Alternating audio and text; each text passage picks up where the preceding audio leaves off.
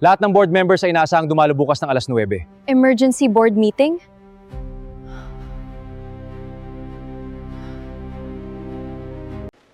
Nawawala ang presentation files.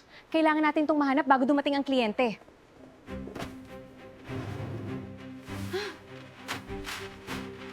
Huwag tayong magturuan. Magtulungan muna tayo. Sige, hahanapin natin sa bawat departamento.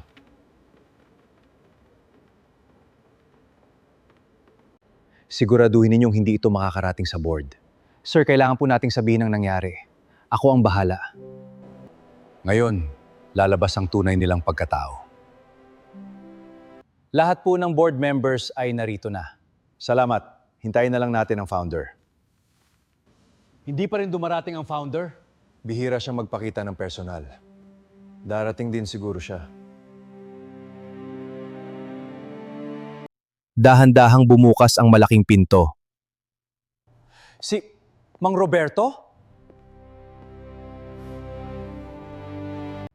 Magandang umaga po, sir. Mga ginoo at ginang ng board, oras na upang ipakilala ko ang tunay na founder ng kumpanyang ito. Si Mang Roberto. Hindi ito maaring mangyari. Si Mang Roberto? Ito ang original na Articles of Incorporation ng kumpanya. Ito ang pinakaunang dokumento.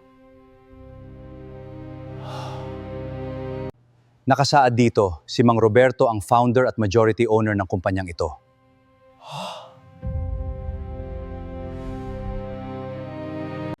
Ito ang notebook na dala niya sa loob ng maraming buwan. Lahat nakatala. Batay sa notebook ni Mang Roberto, malinaw na nasubok ang ugali ng bawat empleyado. Ang kabutihan at paggalang ang tunay na sukatan ng pamumuno. Ana at Miguel, simula ngayon, kayo ang aming bagong mga department managers. Maraming salamat po. Hindi ko po sasayangin ang tiwalang ito. Victor, epektibo ngayong araw, inaalis ka namin bilang CEO. Naunawaan ko.